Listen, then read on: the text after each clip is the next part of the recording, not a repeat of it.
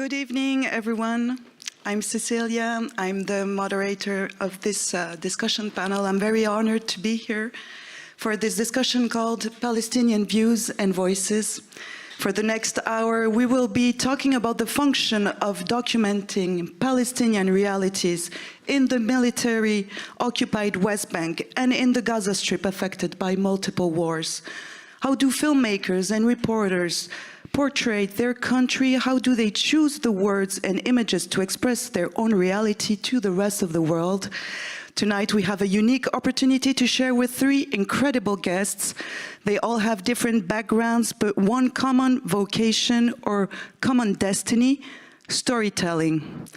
So let me present to you Mohamed Jabaly, the filmmaker of Life is Beautiful.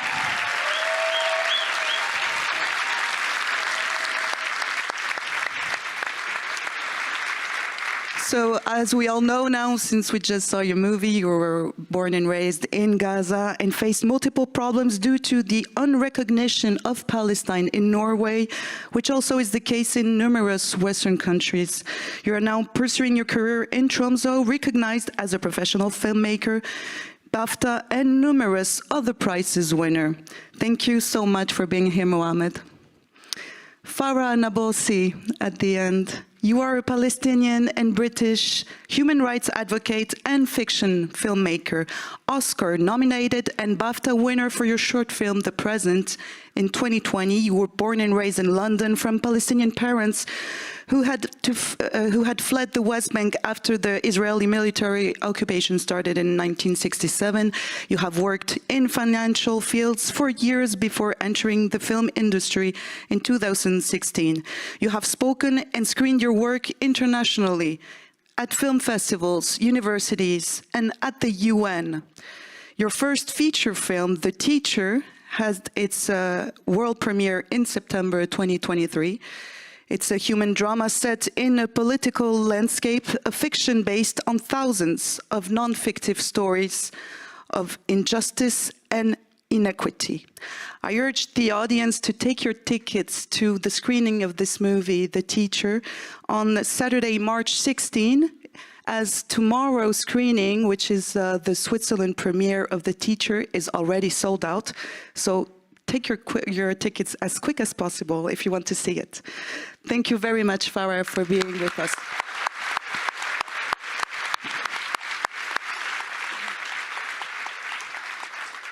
Motaz Azaiza, like Mohamed, you were born and raised in Gaza.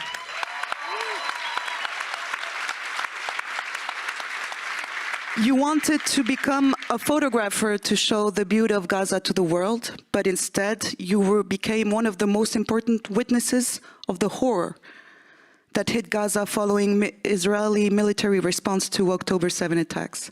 By now you have almost 20 million followers on Instagram. This is huge. No other journalist in this world has so much influence on social media. You were named Man of the Year by the magazine GQ Middle East, and one of your photos showing a girl trapped in rubble from an Israeli airstrike was named one of Times Magazine top 10 photos of 2023. You had to leave Gaza 6 weeks ago for Doha in Qatar. All you wish now is to return to your homeland, but meanwhile you are invited to different events to talk about your work. So this is the very first time you come to Europe. So please feel hugely welcome here in Geneva, and thank you for being with us tonight.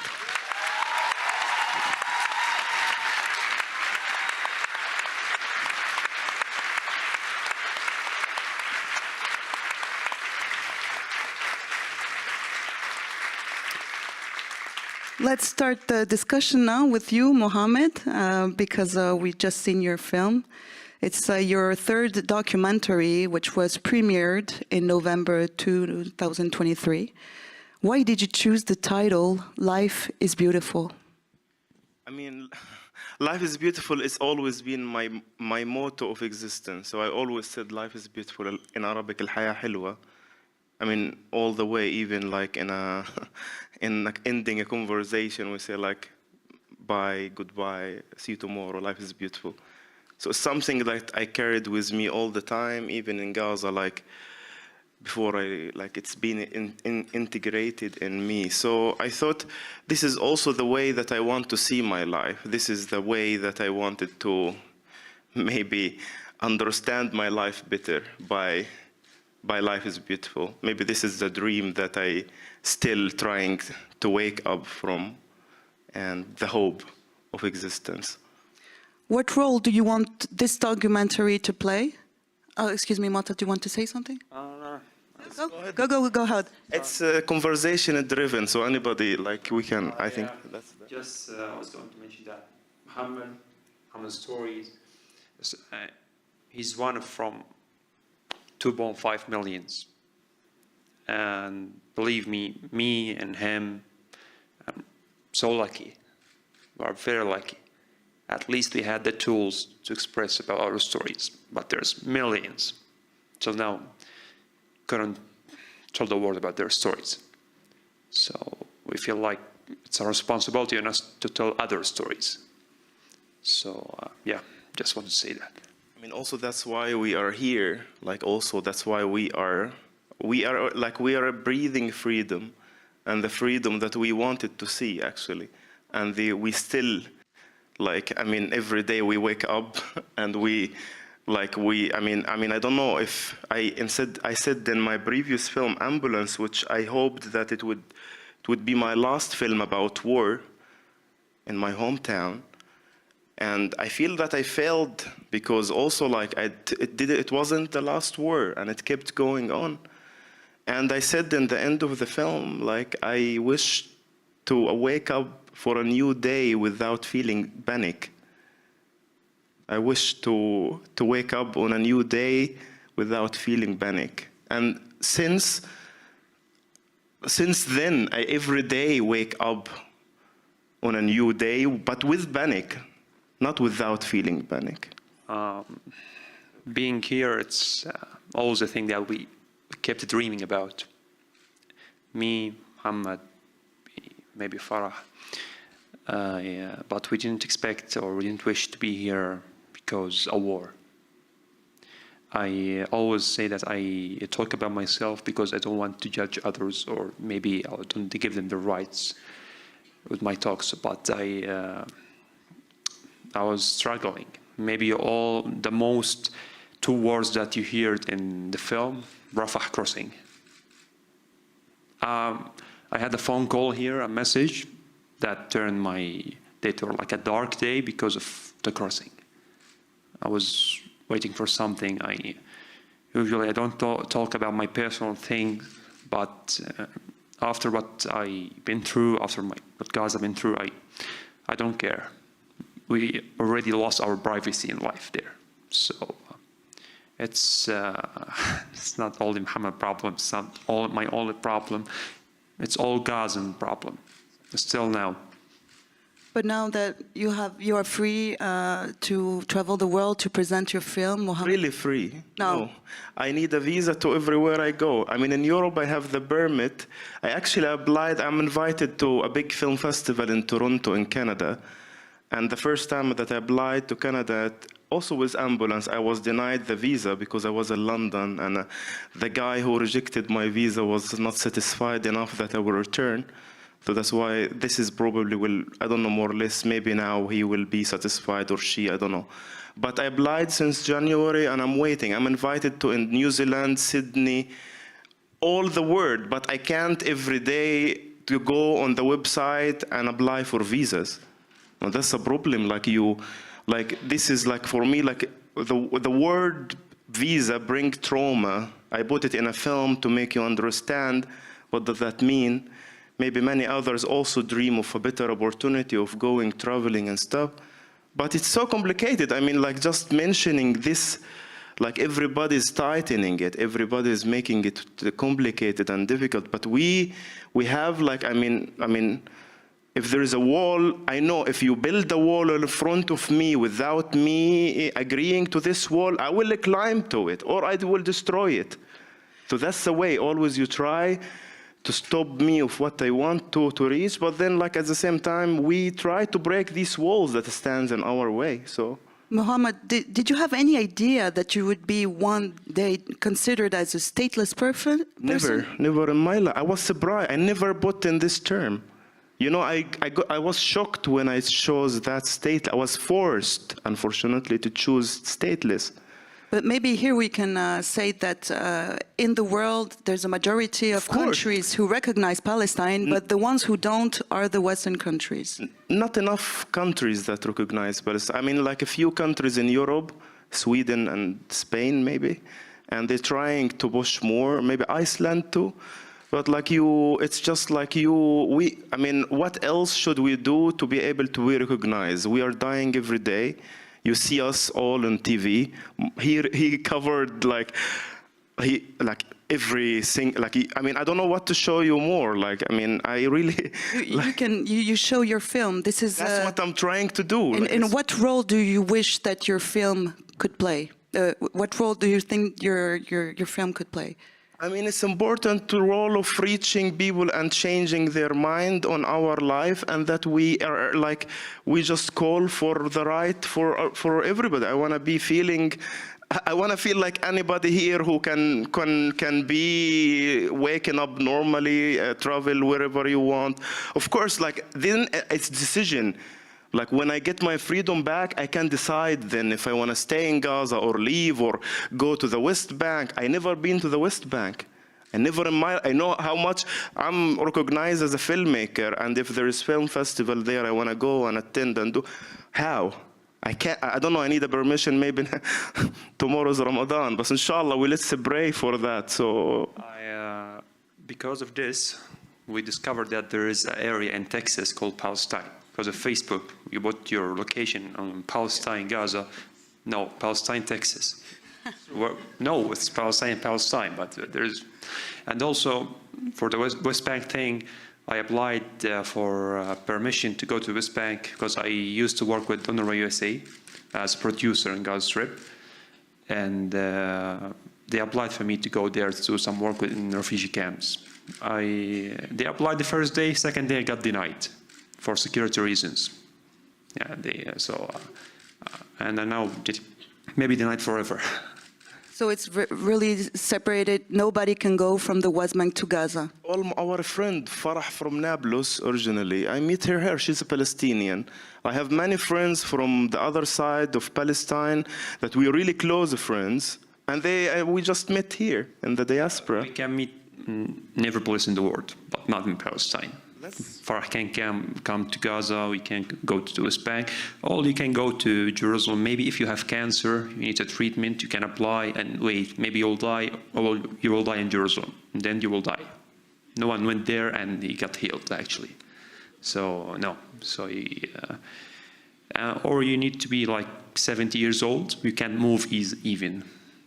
Yeah, I mean, when are we going?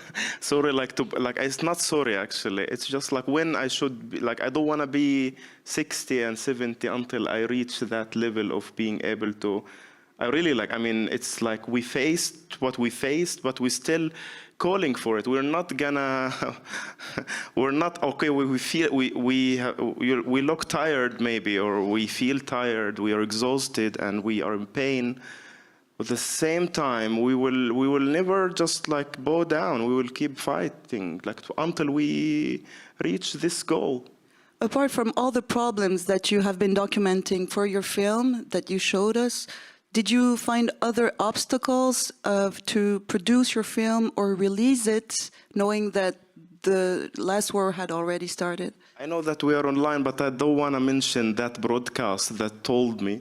I was making in Norway. This is like a story. Like I've been trying to be in co-production with that broadcast in Norway, the national broadcast, to make it clear. And the person who was in commission, it took 1 year to receive no. And the reason is I'm too close to the story. You know what does that mean? I'm too Palestinian to be able to tell my own story. And that's the problem we face also. Like, I'm not saying it's easy to make a film like this. Also, maybe Farah have the same situation. When you make a new film, a new story, it will take you a tons of information. Of course, like finance, because you cannot just make it of course you have to pay the team, and at the same time, it's not like, I mean, we need, I mean, like, it's just too much actually. And this, I mean, of course, like now it's maybe more easier because like I'm approved, I can tell a story, and I don't need a film education to be a filmmaker. And even though I studied this 3 years, I did the moving images, and I'm doing also a master in fine art for my mom, not for myself, because we are a society that we love to be educated, and we love to make our parents proud, even if it's I mean, yeah, to make my mom and my dad, Allah yarhamha, proud of being educated, and not for myself, I'm even doing that. So it's just for the society. And that's the importance. Also, just take it, because the society think that if you are more educated, you will be more received in society. It's like, not like, yeah. Since 3 or 4 months, you're now presenting this movie, and what are the feedbacks? I mean, like, you can ask the audience here. It's always the same.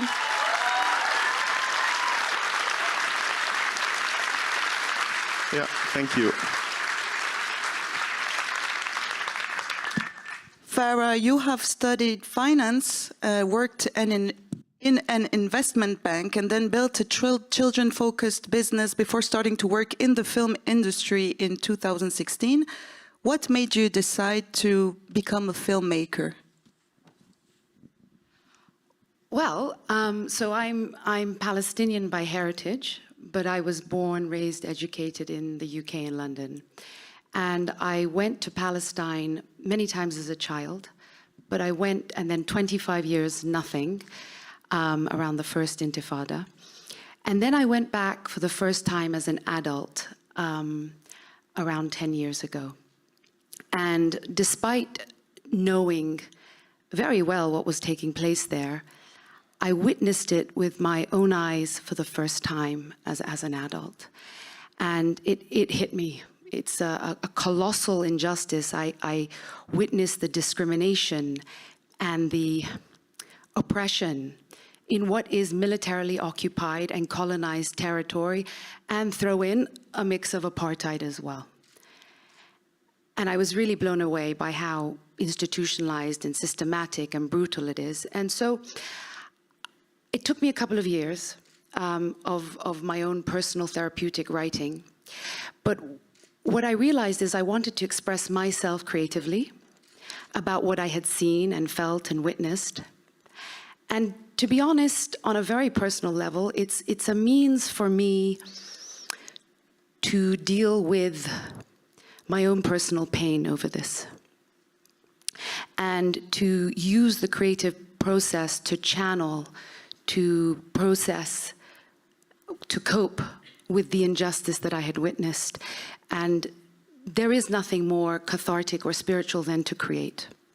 But also, on a more macro level, I recognized that every colonizer throughout history works very hard to first dehumanize the indigenous population that they are colonizing, and then brand them as barbarians, and then deny they ever existed.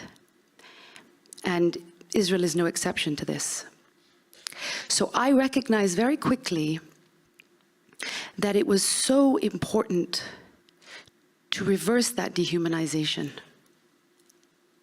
And that's the root, because any and all atrocities can be carried out against that population with no recourse. Exactly what we are witnessing now in Gaza. Exactly that. The dehumanization. And now 100,000 people can be killed and maimed and injured and buried alive and dead under the rubble. So in that recognition, I realized that through art, through my creative expression, I can tell these stories, these human stories, that by default will rehumanize. Because when you tell a good story and you really look at the characters that you are creating, and my fiction is very, very rooted in truth and fact and reality, then when you tell that human story, you can reverse that dehumanization, I hope.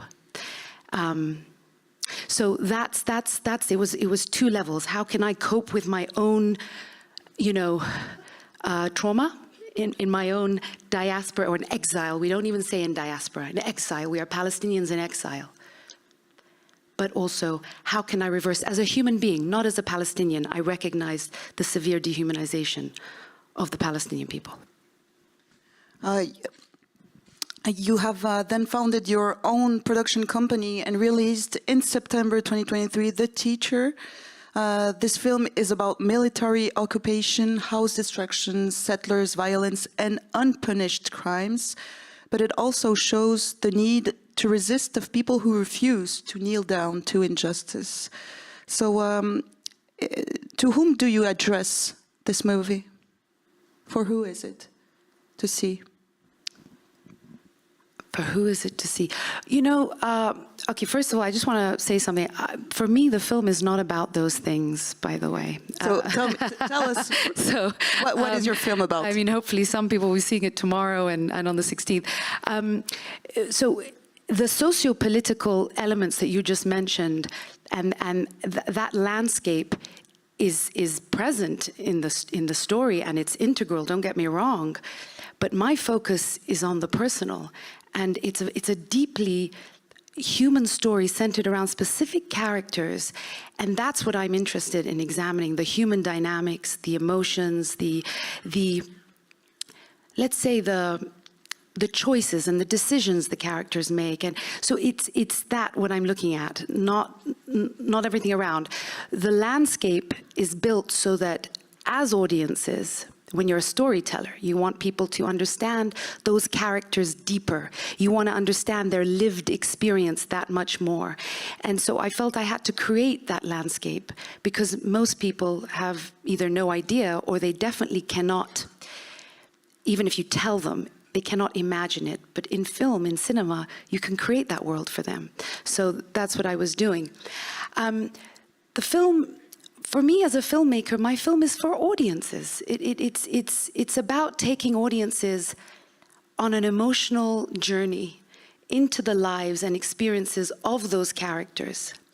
And I hope leaving them contemplating the decisions and the choices the characters make and the very cruel reality in which they're forced to make them.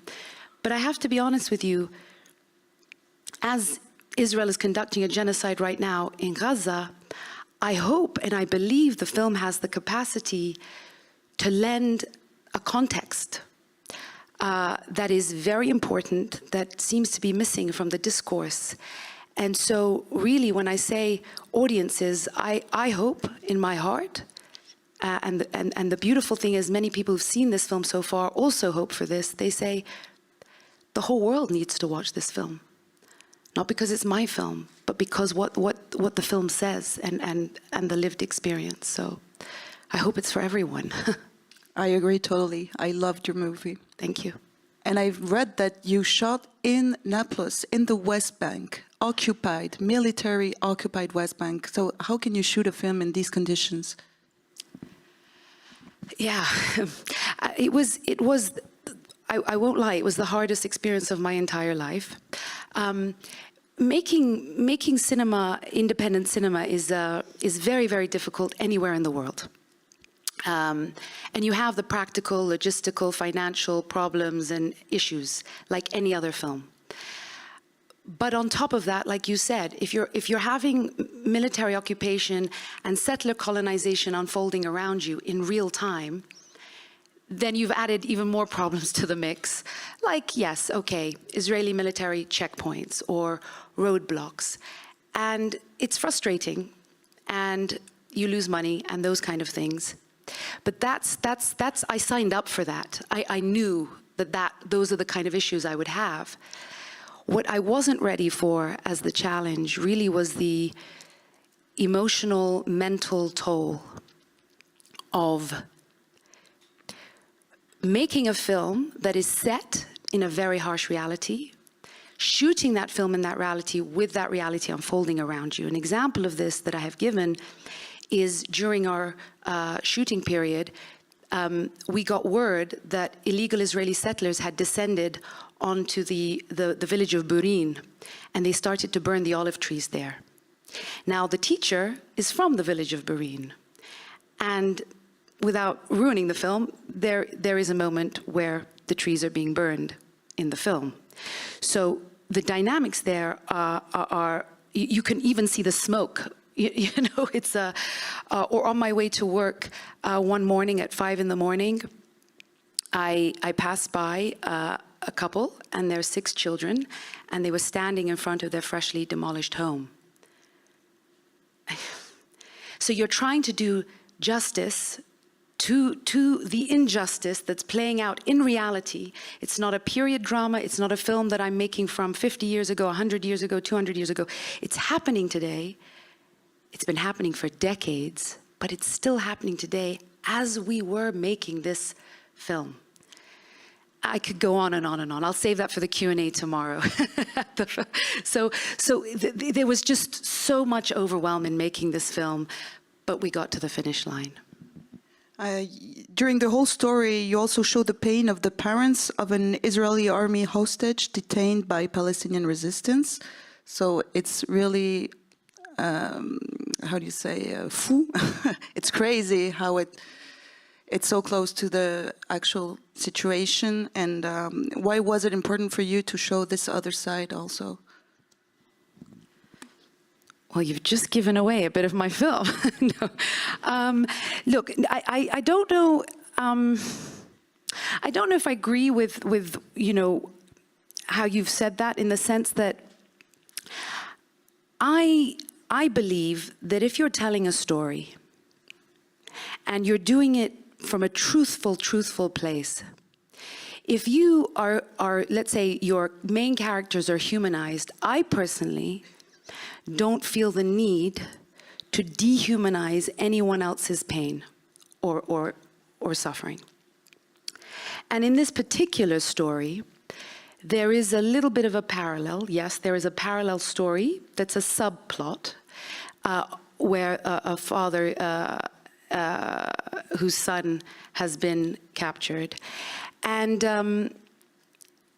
the initial understanding is this idea of parallels. And yes, they do share in their pain and in their loss.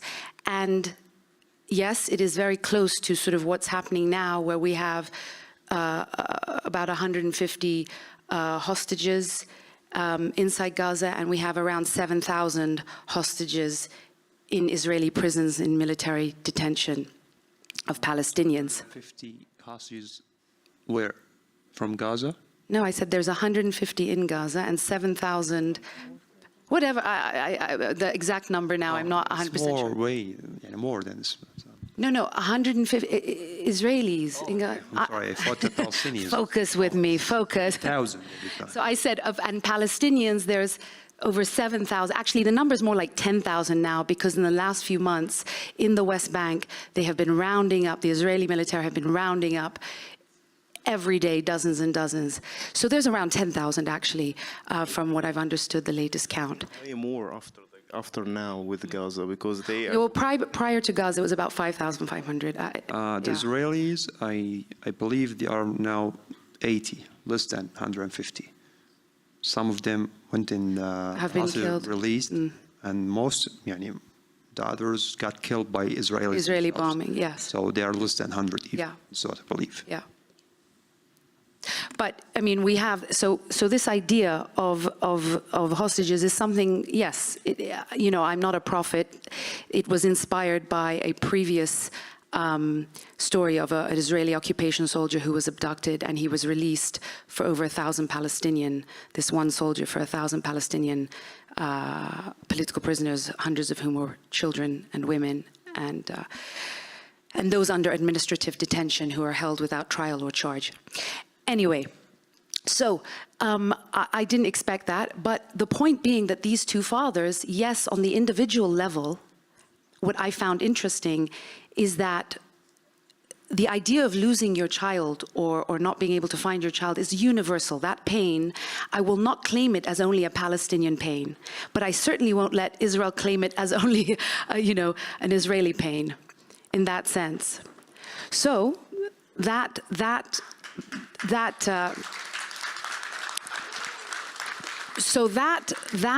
parallel is there between two fathers, yes, but in the film, and in reality, they are also opposite and completely divergent in their recourse for justice. And that was something that interested me as well. And that is why, in many ways, I also have that in the film. So it was an interesting dynamic for me to have these subplots. Thank you for sharing this with us.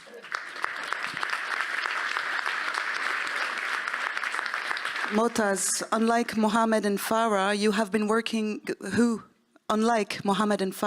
have been working for years on their productions, you have been live streaming the war on Gaza with no delay on reality. How did you start being a war reporter, and did you measure the impact of your digital work as you started? First, I hate being calling like a war reporter. And I've been used to do beautiful pictures from Gaza. If you will scroll down my Instagram, you will see the beauty I was making. And actually, this beauty I was making because I was kind of depressed, having no opportunities. I remember once of time, I don't know if I have much time to tell, I have a million stories about myself, but it's not about me here. You have time. Okay. Once of time I was, in 2020, I was filming or taking pictures. It was the first time for me to see a crossing, Rafah crossing. I was taking pictures for the people who are trying to travel, thousands of Palestinians waiting to cross through Egypt, and the crossing is closed. And it was the first time for me seeing like crossing and people who want to travel. And I didn't have a passport even. I stand in front of the crossing. I said, one day I will travel. Now, like it's a promise for myself. Like a young guy, I was like 21 years old. Year after, 2021 war, I'm making beauty, but with this beauty from Gaza, I don't gain money. So the war came. I covered with my camera for 11 days, and I made a documentary for an American director about what is happening in Gaza. I got paid. I decided to save this money, so I want to travel. I want to take my camera with me and go. But where to go? I can't enter any place in the world. And okay, I thought, okay, let's go to Egypt. I will take my camera with me. And when every photographer in Gaza and journalist knew that I'm going to Egypt with my camera, everyone called me, Motaz, you are crazy, they will take your camera. Don't go with it. So I told myself, no, I will experience this. If I lost it, that's fine. What should I do? But I'm going there because of my camera. I went there, I went like through the checkpoint, and I've been like stuck for 5 hours just because of the camera. You have in a camera, why you're coming with the camera? From Gaza also. Okay, I passed, I went to Egypt. I love Egypt. People are amazing. I took my camera, I tried to travel inside Egypt to take pictures. At the same time, I got an invitation from Siena University in Italy. There was a gallery from Motaz pictures inside the university. I said to myself, okay, let's apply for the visa from Egypt. I went to the office. I didn't understand what it's like a visa or something. It's the first time for me. But I discovered in the end I can't apply from Egypt because I don't have residency here. I need to go back to Gaza to apply for the visa. I said to myself, okay, but you need to apply for the visa just 21 days before the visa because you don't have time. Because your application should go to Jerusalem and then I'll decide if you're good to go or not. I said to myself, okay, I have exactly 22 days. I will leave to Gaza. I didn't continue my trip. I will leave to Gaza and apply from there the moment I arrive, and then I will wait. It's just a 5 days visa. That's all I will get. But for me, it's Italy. Oh, want to travel to Europe. As a photographer, it's amazing, like a young man. Okay, I went back to Gaza. Someone make a trouble with the soldier in Sinai desert, and they stopped us for 3 days in Sinai, in Rafah, or not before Rafah either. Yeah. So I've been stuck for 3 days in the road, and just in the car. Okay, 3 days. Okay, maybe I have time. I entered Gaza. I kissed my mom. Hi, mom. I will go to apply to visa. I took all the papers. I read like application a million times just because to make sure that everything is okay. Okay, go to the office, the VFS, to apply for the visa. I went there. Okay, but Motaz, you need to make to apply through the internet, and then you can come with your application. I said, okay, why you don't make it clear just from before I come? I tried to apply for 3 days. It keep collapsed. Didn't work. I keep clicking and it doesn't work. Okay, system. Okay, after it worked, finally. I went with my application. Someone entered, and you need to do like a fingerprint for the application. He did the fingerprint, he went out, it's my turn. I came just on the door. She closed the door. She was so rude. She's from Gaza. Yeah, but... We have also cool people. Yeah. Don't enter. Why? The fingerprint device is not working. What? Why? I said, I don't know, it's not working. You need to wait. Okay, I waited for 3 hours in the office, and told me, you need to leave, you will close. Like, okay, when I can't play vacation? No, you need to wait. They need to fix it from Ramallah, from the West Bank, and then you can come after applying again. I said, but I don't have time. We don't care. Okay. I waited 1 day, 2 days, 3 days, 4 days, 5 days, 6 days, 7 days. My mom took the phone, keep cursing them when they calling. She saw that I'm suffering. For 19 days, the fingerprint device didn't work. And the gallery is like after 3 days in Italy. So, okay, I lost the opportunity. And most, you know why also the device doesn't work? Because there is, you know, like the amount of details, just like to step into a bit to tell you, there is so many things that been banned before like October, been banned to enter Gaza through the Israeli border, because the Egyptian border, we cannot import things. So the Israeli border, the border where we get the electronic stuff, and everything has to be measured. I was in Gaza in January this year, like last year, 2023, after my mom passing away, and I toured around. I wanted like to back up my materials in Gaza, to look for like 5 tera hard drive. There's no 5 tera hard drive. It's only allowed 1 or 2 teras. Yeah.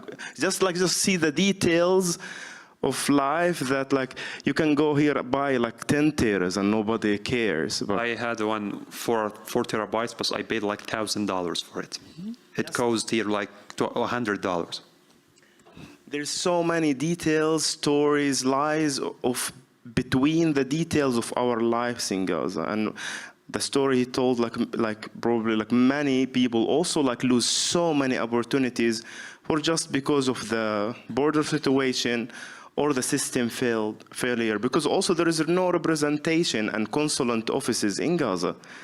I mean, when I got my first visa to Norway, I got it actually inside the UNDP, the United Nations Development Program building in Gaza. If you know, you don't know what UNDP. So lucky to go to that. And then, but then, a year later, they moved the office to Ram, to the West Bank, and then after that, they moved it totally to Jordan. So they canceled all the consulate office. So if I'm applying to Gaza, for example, let's say Norway, it has to go through Jordan, and then they will give me the answer. But there's, yeah. Anyway, like it's not the visa question today, I guess. Yeah, and you know what the funny thing? They made the gallery, and I was was in Gaza till they made it, and they promised me they will do like a live show so I can watch. The internet collapsed in Italy.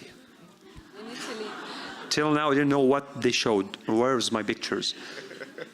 Amid all these problems regarding your Italy exhibition, you have now almost 20 million followers on Instagram. How did this become possible? Was it an opportunity for you to have all your phone, new technologies?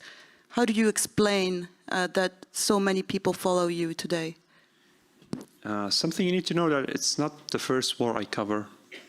It's not the first time I cover. Like if you went to my Instagram, because look, my whole life was on Instagram. I covered the war. I didn't get 20 million. No. Well, I want to say, ooh, what's going on here? Oh, I want to say something because I was having this discussion yesterday.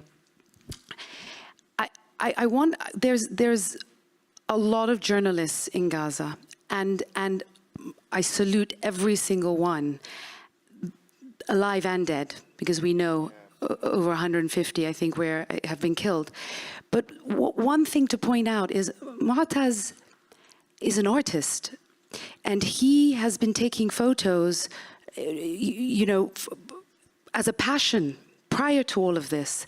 And there is something in because we see so much of the carnage and we see the death and destruction on a lot of journalists and freelance journalists and new journalists and so, but there is something, the unexplainable, the undescribable, that comes down to the fact that he is a photographer, he is an artist. And despite it being death and destruction and gore and there is the underlying feeling of the photos he takes, and I think that is an element of why his journalism has reached so far. So I just wanted to add. Also, that will make it clear why 20 million. Thank you, dear. I really appreciate this. I really don't wish, more that I wish people know me from my art. Yeah, I was taking really beautiful pictures in Gaza. I don't know, sometimes even during the war, I faced death. I saw that 3 times. They opened fire on me, he threatened me, but I don't know, something from inside I feel like, okay, I will survive. At the same time, our lives before the war wasn't the best. Even sometimes I feel like it was worse than this. Even wars, okay, it will make you busy more than overthinking about your life. You're losing like time in life, and you did nothing. You're trying your best just to live and survive. To live. Yeah, that's all. But you can't. For me, before the war, I was really depressed. Maybe with all respect, you all just know Motaz after 7th of October, but no one knew Motaz before 7th of October. And the war didn't make Motaz. The war just discovered Motaz was struggling in Gaza just to prove himself that, okay, I'm a good person, I'm doing good photography, trying my best to build a future, which I already didn't do till now. Okay, I'm famous, but I didn't wish to be famous like this, through this. Because it will keep with me till the day I die. Okay, Motaz famous after the war. No, I don't want this. And especially when I lost like more than 30 persons in this war from my friends, 26 from my family, and the people who are every day I'm meeting. I wish just my brain is not working. That's how I feel. I wish to mention every single name of them. And until now, till this moment, I'm talking through this microphone, people are losing their lives. And I'm a kind of people, I just went out of Gaza the moment I felt like I can't do more. What should I show more? I show everything. And okay, let's find out why the war is not moving. Why it's just like, okay, No, we don't want your likes. No, we need your fingers to do more. But believe that is the action. People are driven into action, you know, and don't dismiss that. And I know you'd rather not be well known for that. Totally understand that, 100%. But it is what it is. Trust that it's not just the likes and the likes. No, people are on the streets. People are taking action. People are moving. But believe also that the reason that, I mean, there's 100 reasons that we will know, and then between us and the divine and God, in the end, there is an element of your art in your work, and that's okay, you know? I actually, yeah, there's kind of art, because I'm not I didn't used to be a photojournalist. I was like making stories for some photo agencies or something before, but in 2021, like my friends, colleagues, they want to take a picture, they just like take the camera, click on the shutter speed, and okay, they got the picture. For me, no, I need to be cool while taking a picture with no stress. There were like people screaming around me, what the hell, I can't take pictures like this, I want to be cool, take pictures. But after it's okay, you need to be fast. I missed a lot of shots more, because I'm not working with the mentality of who the photo matters more. No, I'm working that the human that I'm shooting, that I'm taking picture for, is matter more. Also, I used to be like a paramedic, first responder, and I'm a part of the National Disaster Response Team with the BRCS. So for me, okay, help him to save his life, nobody will care about the pictures. Okay, I'm a photographer, it's in my blood, but I care about the lives of the humans. Especially in this genocide, since the first day, and then people should know. There's a lot of talk I didn't talk about, because I feel like I want to build like a wall between me and the people to protect myself. Because till now, people are like judging me just because I survived. When I speak in Arabic, oh, you're a spy for Israel, you survived till now. I'm sorry for telling you this, but this hurt me a lot. And when I told like a friends about, don't read the bad comments. But okay, I know millions are supporting me at the same time. A lot of people judging me just because I survived, just because, okay, I got like 18 millions. I didn't choose. I didn't tell the people to follow me. I never asked anyone to follow me. I tell them, okay, go and follow me if you don't like. I don't care. But in Arabic, when you speak in Arabic, you find the comments, oh, you may spy, you didn't die till now. But in English, you're a hero. Okay. And some people, okay, you're Hamas. Okay, you work with for agendas. Just because I'm independent, telling them what is happening. And until now, since 7th of October, I didn't say my opinion about anything. I just opening the phone, opening my camera. My camera was lagging a lot, so I used the phone a lot. And showing what is happening from my eyes. Like you are in my brain, and you have my eyes seeing what is happening. Didn't see my opinion at all, because I really want the people to care and see like we are humans. I didn't use the mentality of, yeah, we will kill them.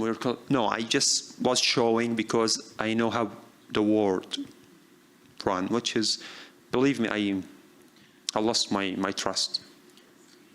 This, I mean, every person have the right to survive and to live normal.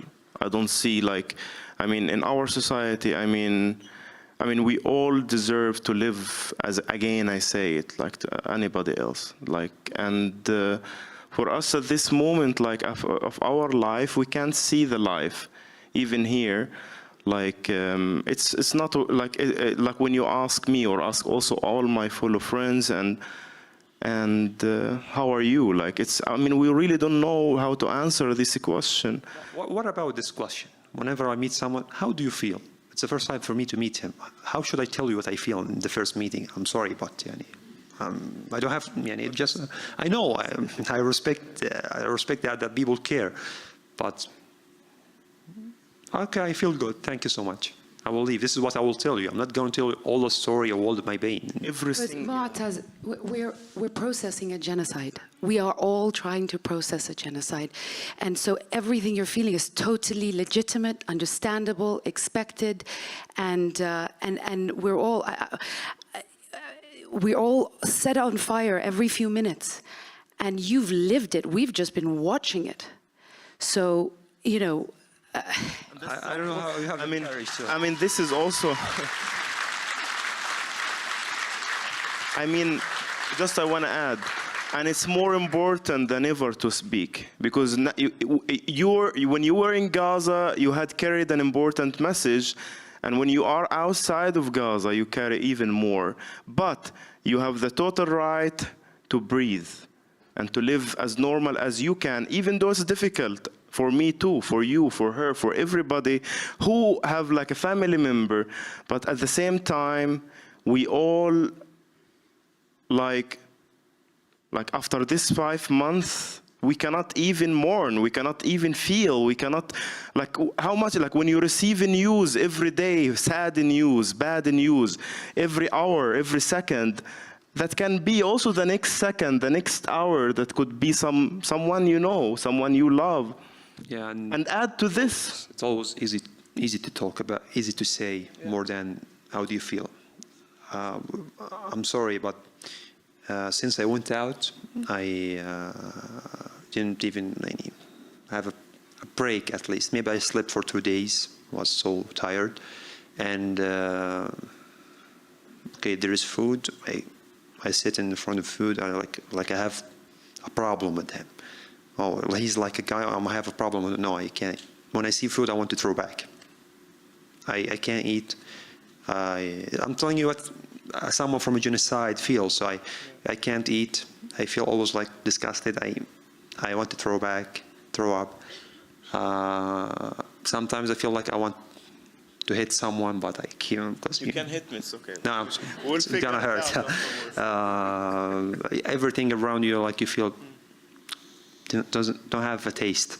But do you feel the impact of your work? And this is a question for all three of you. I feel it somehow, but I don't want this to be about me personally. It's not about I'm just a tool for his country to show what was happening, for you to act. I'm not waiting anything for some. Like, let's talk something personal I will tell you about. The first day I arrived here, I arrived 6 a.m., 8 a.m. I was in Paris. Why? Geneva, you should discover Geneva. I tried for 4 years to apply for the City of Art in Paris. Yeah, I got refused. You didn't meet our requirements. Yeah, you talk with someone from the West Bank, Gaza, it's complex. It was like a revenge for me. Okay, I will go to Paris. I went there, I kept walking for 6 hours, just to reach it. Yeah, went every place. And I didn't feel that, oh, it's so special. It was good. Yeah, Paris. Justice, like for me, was a revenge. I met a lot of people who recognized me, and I'm sorry for saying this. I'm not judging anyone. But I came from here. How the things I'm seeing from my eyes. Someone came to me. Oh, you're Motaz. You're smoking weed. Yeah, and I hate this smell actually. Okay, brother. God bless you. Sorry for the weed. I'm with you. He continued. Okay, but what should I tell them? What I'm waiting for from the people. In Gaza, we used to have high expectations from the people because we used, our brothers, Arabs. Okay, when you are in the trouble, I'm sorry, we only can provide you water, and it's not gonna reach every area because Israelis didn't allow it. And people keep cursing, Arabs cursing the whole world because we have always, this is a problem with us actually, the high expectations that you have expectation from someone that he will help you, but when you are in the trouble, no, he's not gonna destroy his life because of you. You are alone. But Farah, you were commenting before that with the stories of your films, you aim to change the narrative with all the screenings you have done until now. Could you feel that the narrative has changed in the audience, in the public opinion in general? Yeah, so look, I've been making my films for about 8 years now. So I didn't start making films on October 7th, and I'm not judging my sort of work just based on the last few months. But overall, I can tell you that I have had people come up to me and say, "You're the reason I started my university Palestine solidarity group," for example, in America. Or in the UK, or in, I've had people say to me, until I'd seen one of your films, I really didn't quite know what was going on. I get those kind of emails, I get those. So I know, I'm not alone changing the world, the whole Mother Teresa thing. I alone cannot change the world, but I can cast a stone across the water and create many ripples. I believe that, and I do forge forward with that. There are days that are very dark, and I think, what's the point? There was a period after October 7th where the last 4 years of my life and my hard work for the teacher felt like it was dead at birth. But I'll give you a little example when the former CIA director, John Brennan, I'm not a fan, but he felt compelled when he saw the film The Present on Netflix, I guess, is where he saw it, to write an op-ed that was a full page in the New York Times. And the picture at the top was Yasmin from the film. And he wrote about why he felt it's time that we realize that the youth of Palestine and people want their freedom and. A week later, he was on Christiane Amanpour, and she was talking about Mexico, China, and what compelled you to write an op-ed in the New York Times.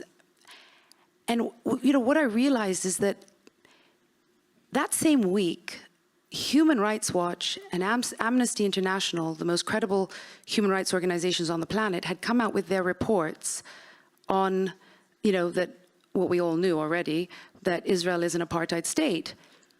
And I couldn't believe he was writing about a fiction film and referring to my fiction character, Yasmin.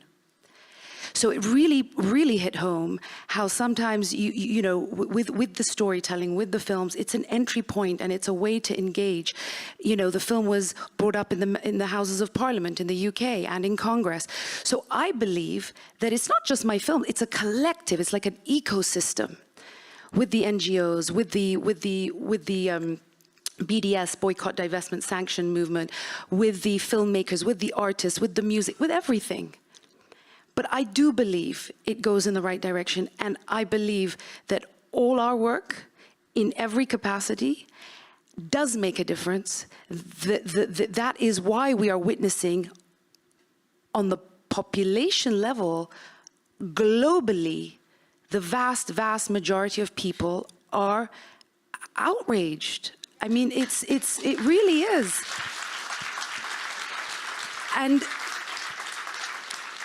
And so we have to keep telling our stories. We have to keep pushing forward.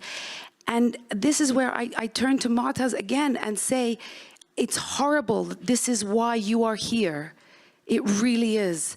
But trust me, when I'm in London and I'm surrounded by 700,000 people marching, you were a big part. The work you did was a big part of showing. They weren't allowing journalists. They're still not allowing journalists inside. So don't dismiss that.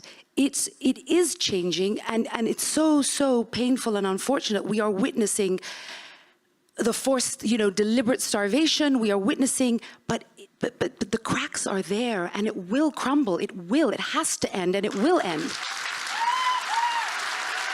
Thank you very much, Farah. It will. Hopefully. This is the best conclusion. It will. And that's why when these things happen, we wouldn't be where we are today with those pressure and that pressure that we are seeing now, especially in the US and so forth. That wouldn't be there without people like Motaz having shown the world what was taking place. So, The world waited since 1948 for Motaz to show up. No, it's not you alone, Motaz. You have to understand that. I know it feels like the weight is on your shoulders, but it's not you alone either. And that's important, and that's why you get to breathe in between, because there are others doing other work as well. But I know the feeling, because I've been in that place where people had said to me, oh, your film's so important, and you've got to do this, and you've got to do, and it's like, it's not me alone, it's the collective. And we take, so... Here, the responsibility on me, it's not only like I'm a journalist, a photographer now. People now asking me to bring them food. People ask me to stop the war. People asking me, okay, Motaz, bring us out from Gaza. Guys, I literally, okay, I have 18 million followers. I don't have $18 million. Yeah. Thank you very much for all you three to sharing the stories with us. We will not give a chance for the audience to ask their questions. So if somebody has any questions, si quelqu'un a une question, vous pouvez simplement lever la main. Et... There are a lot. I'm sorry, I didn't see it. I'm so sorry.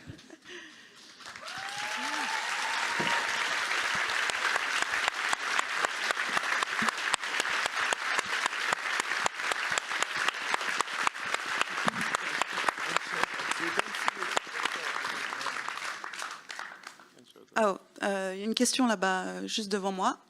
I don't need the mic. Is it okay? I just wanted... Yeah? Okay. Thank you. It's not really a question. I just wanted to thank all three of you for what you do in different ways and say something which I hope is a bit of encouragement to Motaz in particular, which a cousin of mine said to me today, because I too, like millions of people, feel that everything that we do sometimes is for nothing, and you say, how come it's still just a drop in the ocean of the whole world? Because there's an impact, but not enough impact, not quickly enough, and sometimes it feels hopeless. And my cousin said to me today, because he's a scientist, he just said, you know what? Direction is more important than velocity. It's more important than speed, it's direction. And you get there in the end. So it can only take patience and belief that everything that everyone does in their own small way, whether it's a post on Instagram or sharing photos or experiences, or even saying, Motaz, what I went through is so bad that I can't even talk about it, I can't face it, or I'll collapse. Every admission has its impact in its way, and we just have to believe that and talk to others who feel the same way for support, because otherwise we all give up. That's what I want to say, and thank you all so much for what you do. And,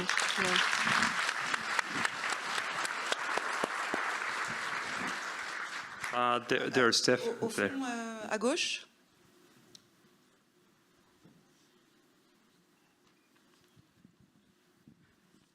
Thank you, merci. I would also like to start by saying thank you for your bravery.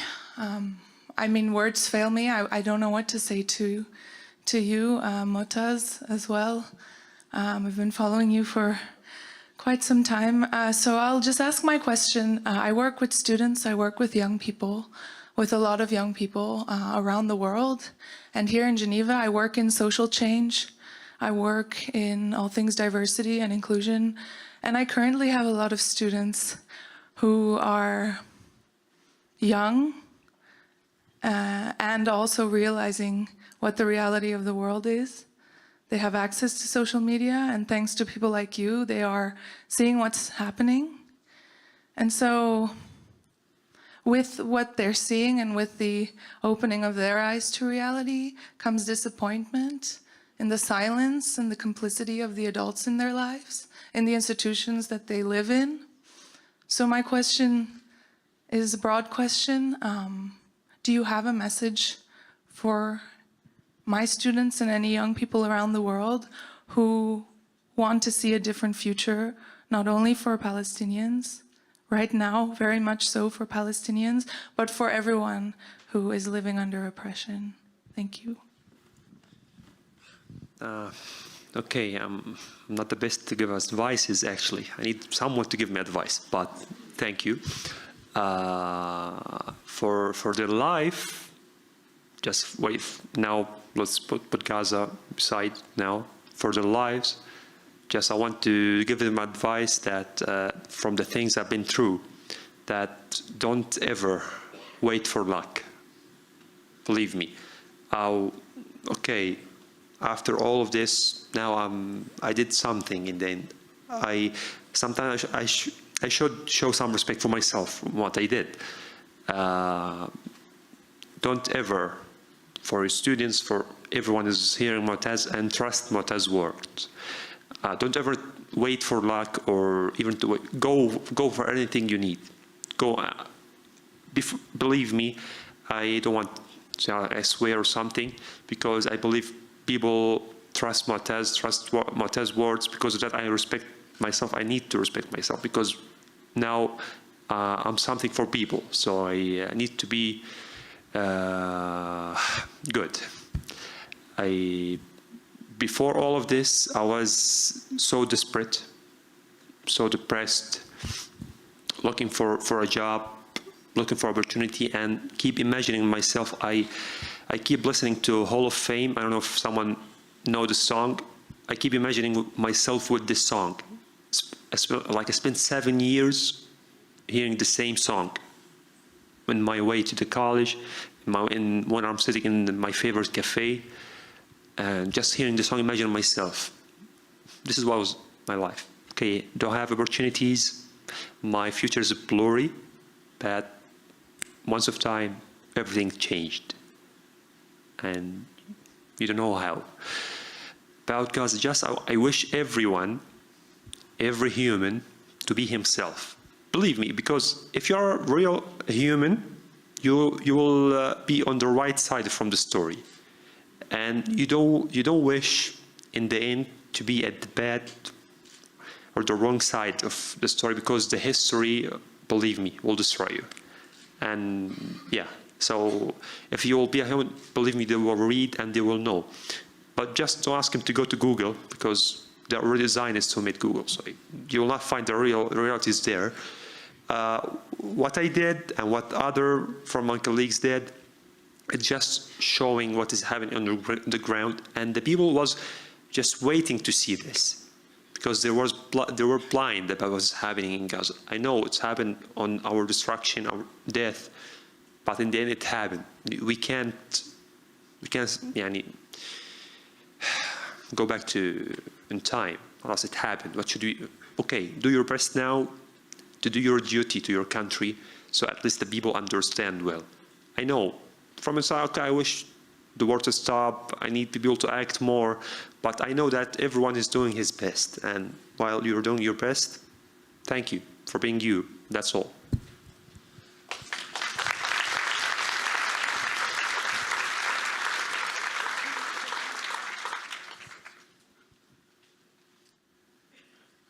There's no men here. There's no males. Yeah, I'm sorry.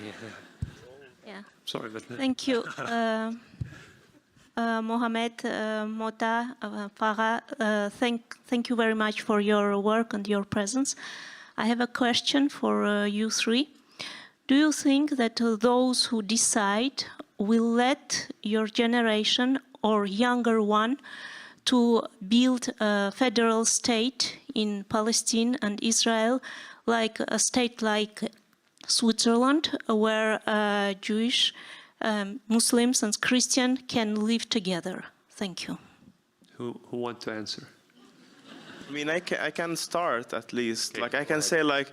I have an answer, so I'll wait from Mohamed. Excuse me, you can answer quickly, but it's not really the aim of this discussion to talk about politics. It's more to talk about the work. I mean, quickly. I think it's a great platform to use. I think I would say, let Palestinian, nobody should give us what we to decide to our own country. We decide ourselves first. So not they or them or he or she, we decide, and let us handle it by ourselves. Like we're gonna handle it ourselves. Was first end this fucking genocide and the occupation that making our life miserable. That's what I can say. Okay, dear, just to understand, before 1948 there was Jewish in Palestine. Palestine have Jewish, Christians, Muslims, and even other religions. And it was, people were living in peace till Balfour Promise. They promised after the World War II because of fucking Hitler. And they promised him to bring him to Palestine, which was like full with people. And but the problem till now, the two-state solution, that it's just because we are not strong enough to face this military, Israel itself don't accept it. The two-state solutions, they don't accept it. So how should we deal with this, like, stay there? And also we can't talk, like you mentioned Switzerland, people were originally from here, but they came there.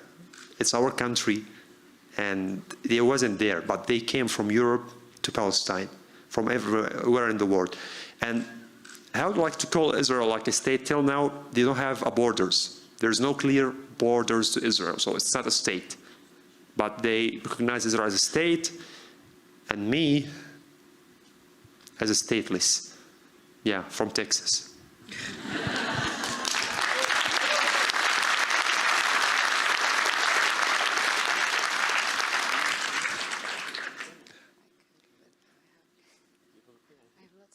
Thank you very much. My name is Christine Hausel, and I'm representing an NGO called Local Community Prosperity Alliance, which focuses on local communities, and really appreciate your work. Thank you to this festival for holding the space for this discussion. And I just wanted to mention that I've just become aware of a platform called ShareDoc, and Life is Beautiful is connected to this new platform, which is focusing on impact. And so it's really so important that this festival is focusing on learning how to make the connection for greater impact. And this is one tool, I think, which is focusing on the protagonist of the films and the project that they're working on. And so these flyers are going to be at the door, and the website is share-doc.org. And it's in the hands of the project owners, you know, to see how we can contribute. So it's a way of making a connection and follow-up that I've just found out about. So let's all learn more about this together. Thank you. Sorry, can I, hello, Cecilia, over here. Remember me?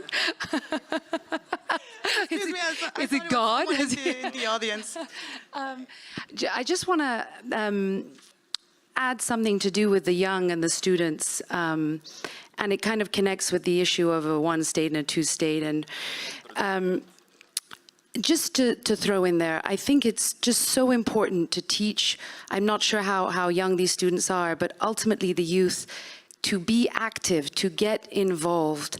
Our democracies around the world are broken, and it's on us from a grassroots level to make democracies work the way they are supposed to.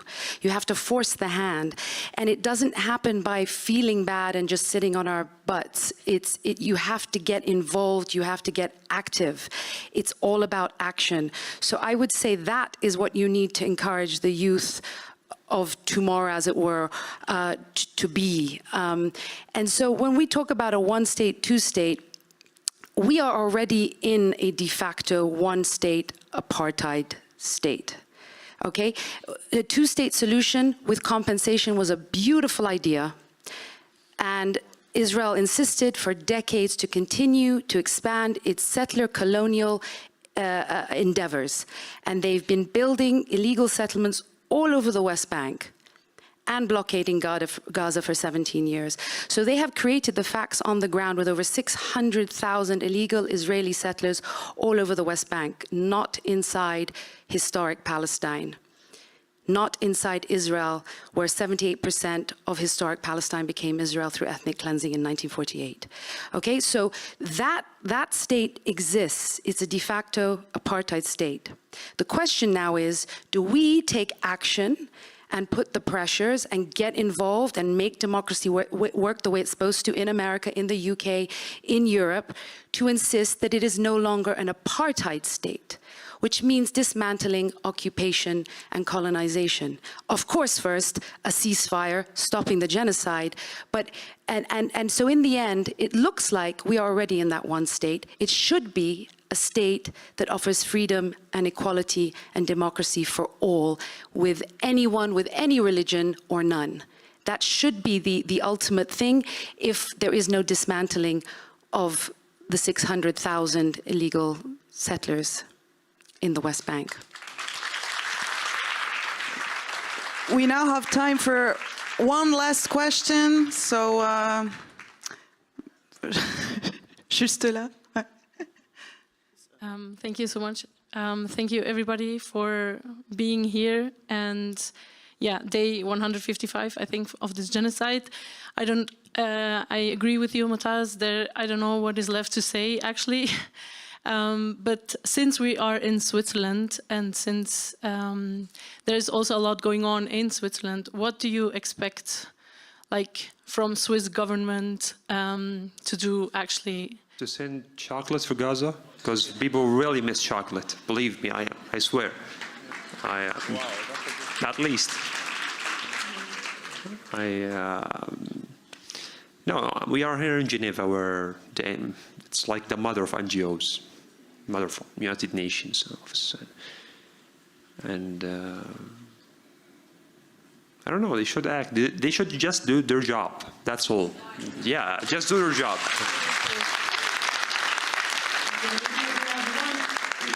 Last question. He nailed it. He kept waiting. Shukran, and thank you, Mohamed, Motaz, and Farah for being here today. It's not a question, it's just an acknowledgement, and I will thank you that you had filled the gap. You had done what the whole West and people who claim human rights and humanity and so on, they consistently and continuously, to this day, they continue to fail in showing the reality of what's happening in Palestine. You yourselves and every Palestinian, I think you have showed us and exposed the reality of the only democracy in the Middle East. And the whole West, the whole Western media continue to fail to do so and to tell the truth. So we need to acknowledge that, and we need to acknowledge that what you're doing, we're not glorifying the suffering, but we're glorifying that through your storytelling, you're exposing the reality of today's world. And thanks, I'll leave it here. Thank you so much for saying this with emotions. I hear you, but for me, this time was different. This time, even the Western media that it's always being with Israel, pro-Israelis, couldn't be able to do their work. Kind of, we kicked their ass, let's say. Yeah, but also they kept doing their work to be pro-Israelis. Look, what's happened with them? First, shown pro-Israelis, then they start to lose audience. No one is with us. Okay, let's be in both sides. They are like a different media outlet. They just like interviewing me just because they want audience. That's all. They don't care about me.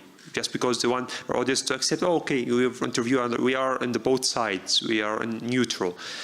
And but who decide just to follow them?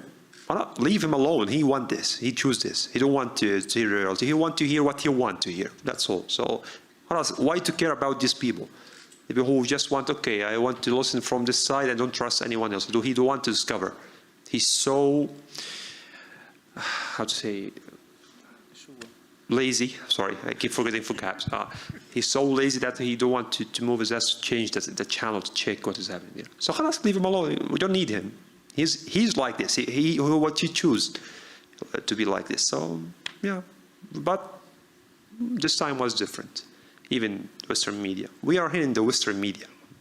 We are people from the West. With all respect, I don't mean any insult for anyone. I respect you very much. I respect this country. I hope to be able to live in peace forever. But at least someone someone to stop this war, stop the genocide, guys. You saw it in 4K, Like in 1948, there's some pictures, black and white, okay. But now you're seeing live, 4K, and someone using his art to show also the genocide. What do you need next to move? That's all. Thank you very much. Can you? Oh, okay. Yeah, one last question. One last question. It's the very last. Stephanie here. Sorry, Stephanie. I just want to widen a little bit what you have said, and what you have said is so important. But we need the gaze of the Palestinian filmmakers in general to discover what's going on in Palestine every day, not only because of the war now, but just before already. You know, to discover that there are people, they do exist, the Palestinian, if even the Israelis are saying they do not exist. They do exist. They have a culture. They have a way of living. They have a food, a cooking. They have everyday life that we can discover through the gaze of the Palestinian filmmakers. And it's so precious, you know, because if we are waiting on the media or other ones, as you said, to discover what's going on in Palestine, we can wait a long time. So we need you, all your gazes, to understand what's going on in your country and what's going on with the Palestinian people every day, not only during the war, because people are anxious now to know what's going on because it's war. But Palestine exists even when there is no war. So thank you so much for your work, to all of you. And there is a film festival about Palestinian films every year in Geneva. Palestine filmée, c'est exister. So be there next year. Yeah, just got us the visa, and we will be there.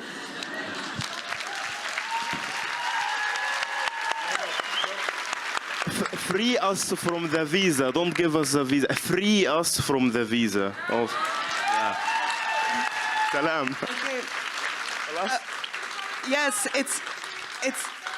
it's finished now, but the festival wants to make a picture with the audience, so please stay. S'il vous plaît, ne partez pas tout de suite. We can take a selfie if you So we can take a picture, and you want to take a selfie as you do always.